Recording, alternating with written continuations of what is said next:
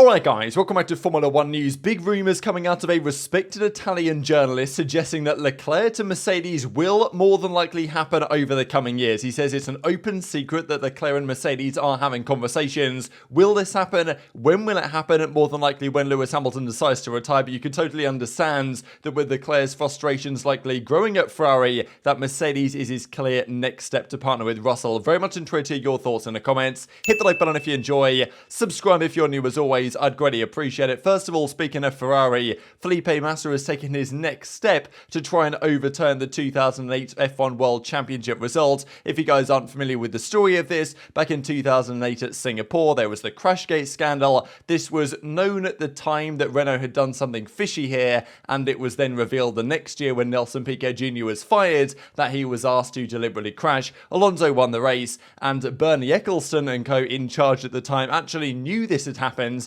but didn't want to, talk about it basically to avoid the scandal that would inevitably result. They didn't want to discuss it at the time. Ecclestone recently said that if they had have done what they should have done, they would have annulled that Grand Prix and, cancelled out all the results. Massa ended up pitting after Nelson Piquet Jr. crashed. There was then a disaster class from Ferrari with the fuel pipe and all this stuff, and eventually Hamilton gained a significant amount of points on Massa, and if that race never happens, then Massa would have won the championship. But then you can look at the Spa race in 2008 as well, where Hamilton arguably got a very unfair penalty compared to some of the penalties Massa was getting for some incidents. So there's always this debate to be had. Even in 2009 when this first came out, Massa wanted it to be changed, but at the time they said, well look, the price givings happened, it's set in stone, and I don't think Massa's going to be able to do anything about this, to be perfectly honest. Maybe there's a chance that he gets some sort of financial payout and compensation for this situation. I do find it kind of entertaining that there's many people that say, 2021, nothing to talk about there, it's over, it's in the past, but are now saying, oh yeah, Massa, give it a go, he's the rightful champion, all this stuff. So we'll see. I don't think anything major's going to happen as a result of this, but Massa's bringing some lawyers in to try and go to the next level. Let's talk about Lewis Hamilton then. Right here he is on the left hand side in Australia, a second place finish at Australian Grand Prix a few weeks ago. Now we're here in Baku. Not always been a great circuit for Hamilton over the years. Yesterday he was actually attending Donington to support his brother. I thought it was really cool actually. This image especially, I know that many people saw Hamilton were there attending in the watching, and they were like, who is this guy in the full blackout clothing with the pink boots on? What's he doing? It's got a muddy, soggy ground, and obviously had no idea they were standing next to Lewis Hamilton because he kind of went incognito for this one. But a big question has been raised lately, when is Hamilton going to call it a day? I am not expecting Mercedes to kick Hamilton out or anything. Hamilton will be there until he decides to retire, and you'd expect that he wants to go after his 8th World Championship title. That's not going to happen this year. It might happen next year, but is looking less and less likely. Hamilton is, you'd expect him not to be quite as sharp now as he was, let's say 2017, 2018, when he was probably at the peak of his powers. Obviously had a phenomenal individual finish to the end of the 2021 season, and he's still a very capable driver. And then you look at what Fernando Alonso is currently doing, but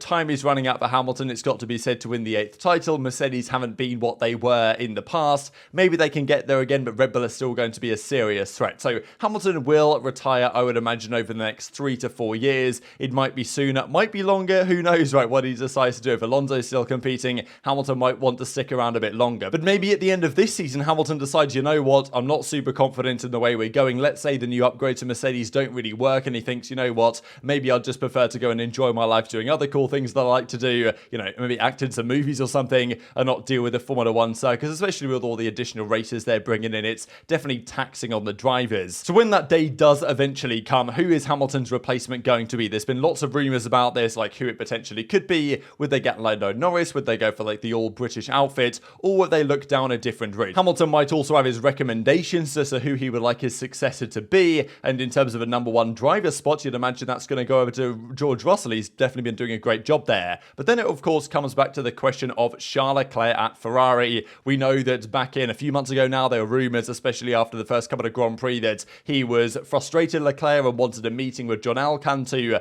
effectively get reassured they were moving in the right direction. Then even recently, Alcan's brother Lapo talked about that, Ferrari needs to wake up, enough politics internally, complete shambles at Ferrari as expected. And even Helmut Marko was saying, look, Carlos Sainz isn't the problem, because apparently people have been saying that getting rid of Carlos Sainz is going to fix Ferrari. I think if anything, it might be the other way around. He has a level of maturity and the ability to deal with the team in ways that I don't even think Leclerc can, to be honest. And Marko says, look, why should Ferrari part part ways with Carlos. That doesn't make sense. He's doing a good job. Ferrari has other problems than thinking of Carlos Sainz, which is most certainly true. And when you look at the championship numbers over the last couple of seasons, you will see that reality. So Italian journalist Leo Torini put out a very interesting article a couple of days ago now. Respected 60-odd-year-old journalist. He's been around a long time. And he says that Charles Leclerc is talking about not renewing his contract and is considering other options going forward. And you can't blame Leclerc, right, given the way things have been going at Ferrari. For all he might say publicly about still want to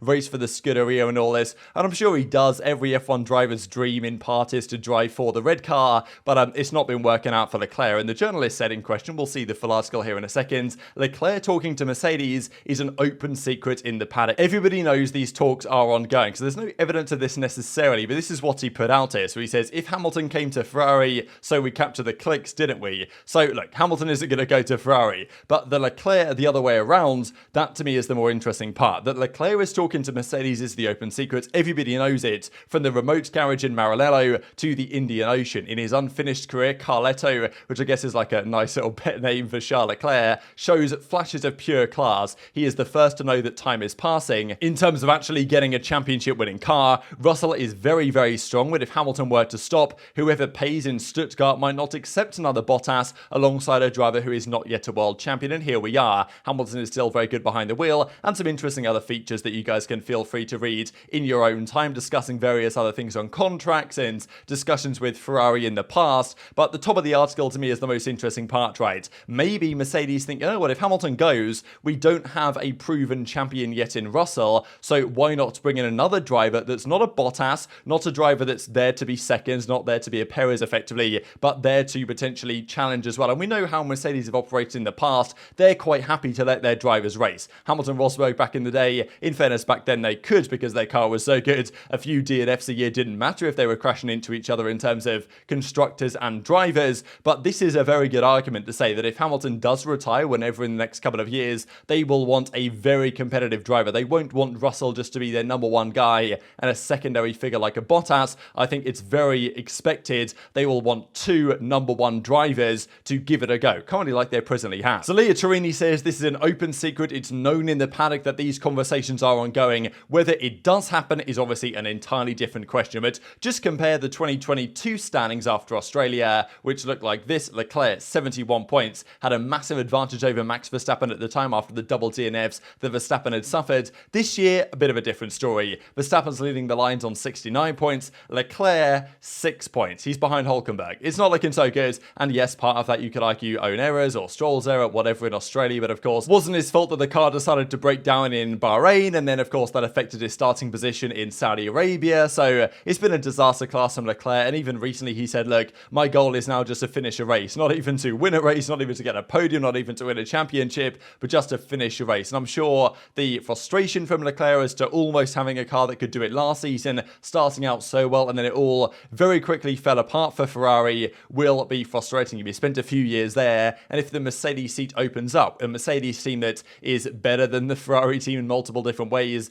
proven to be able to develop their car over time, have a winning team and mentality and experience of doing so over the last decade, it's almost a no-brainer if you're Leclerc and that seat is available and Mercedes want you to go for it. Because if you don't take that seat, maybe Lando Norris takes that seat, or, who knows what's going to happen, right? But these conversations are apparently being had. Now, what Mercedes think about this is another question, because I don't expect Leclerc is going to be going to Red Bull, right? That's not really going to be a thing. And unless Leclerc is going to partner Alonso at Aston Martin, or even partner Stroll at Aston Martin when Alonso retires, because Stroll is going to be there for a long time to come, you would very well imagine. Mercedes is the only realistic option for Leclerc in terms of taking, an intention to take a step forwards. Whether Mercedes see it that way, maybe on Hamilton's way out, he says, because Hamilton rates Norris very highly indeed. I'm sure he also rates Leclerc very highly as well. I mean, Leclerc's pole position rate, his qualifying is absolutely immense. What Leclerc has achieved in qualifying since he's been in Formula 1 is nothing short of remarkable, really, what he was doing last year, even in the Ferrari, taking the most pole positions on the year, and even back in 2019 in that Ferrari, he did an incredible job in it as well. So, you know, there's been some great moments from Leclerc. In the race, he's still got some weaknesses as a driver. He's not perfect, but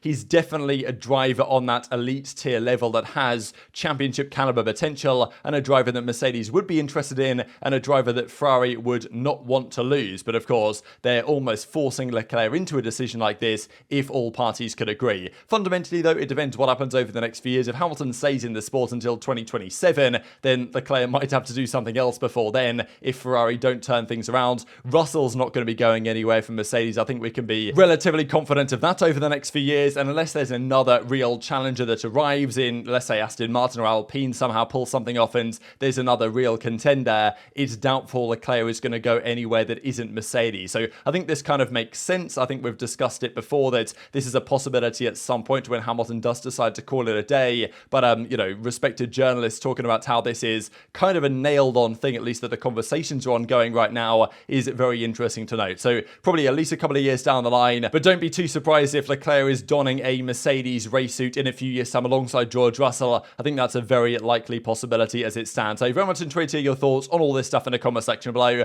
Just one final thing to close out with here, because a relatively slow news week as it has been for the last few weeks and no races going on. There's all these rumours circulating that Fernando Alonso is dating Taylor Swift, and he's obviously heard these rumours, whether they're true or not, because he did this TikTok here today with a Taylor Swift song in the background, and he drops this cheeky wink. So, you know, he knows what's going on, and I'm sure the press conferences come Wednesday, Thursday. I don't know, they're probably not going to ask him about Taylor Swift, but who knows, right? The journalists will do anything these days. But very much enjoyed your thoughts in the comments below. Hit the like button if you enjoyed, subscribe if you're new, take care, and I'll see you next time.